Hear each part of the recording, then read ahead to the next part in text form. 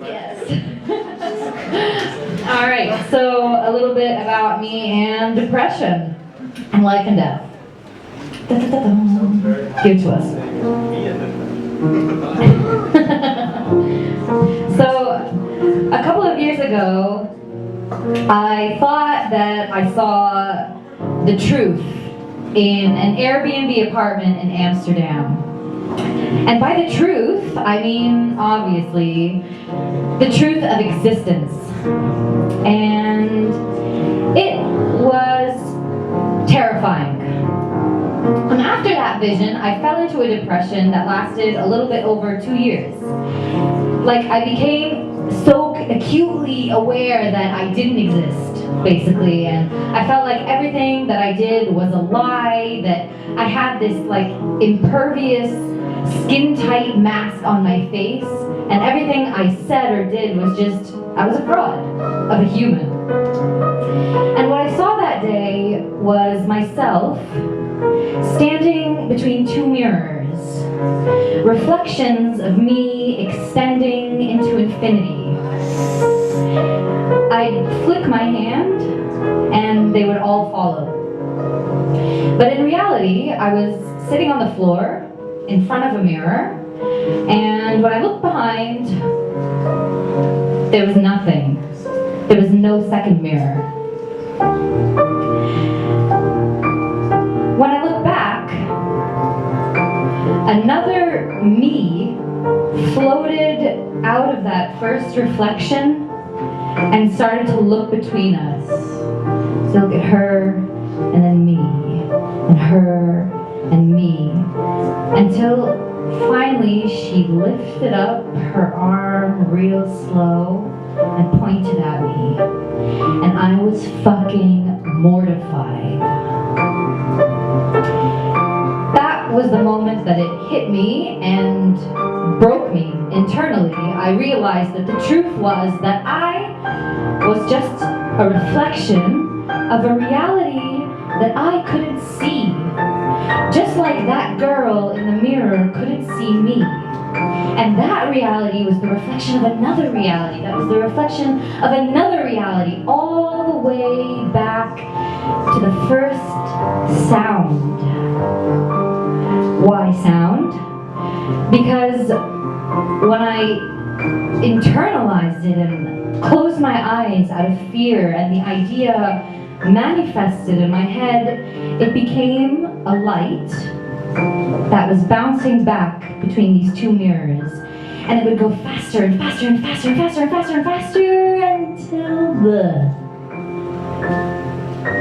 once that light had reached a speed inside my head where it exploded in my brain, it just let itself out through my mouth in the form of blood.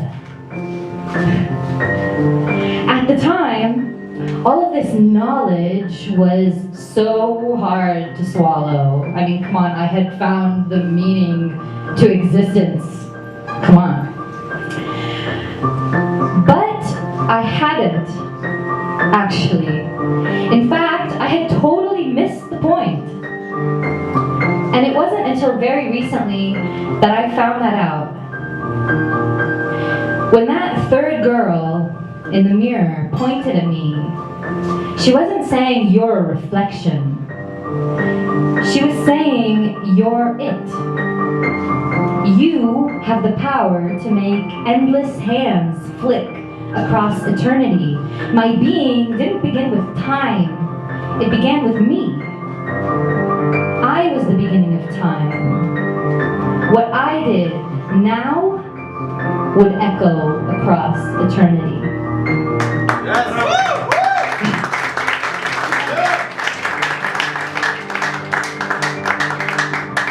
I was not the first person to figure this out. This idea of an eternal return is something people have been known to believe for ages, from Indian philosophy to ancient Egypt to string theory, all the way up to the first psychologist, as he called himself, Friedrich Nietzsche.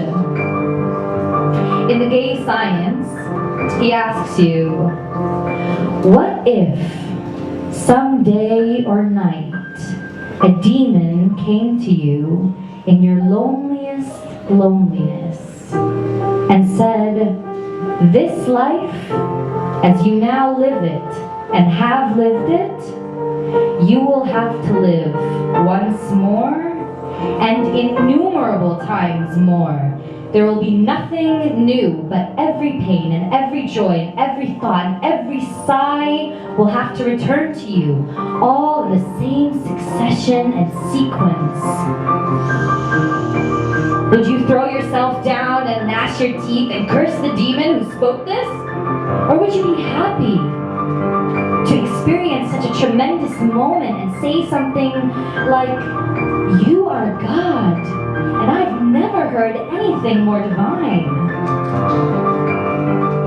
The eternal hourglass of existence is turned over again and again, and you with it, you speck of dust.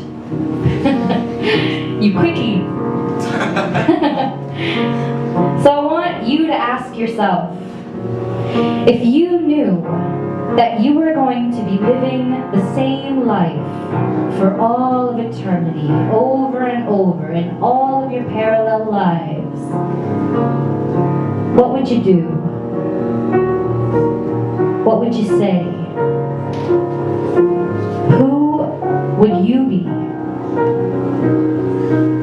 Ladies and gentlemen,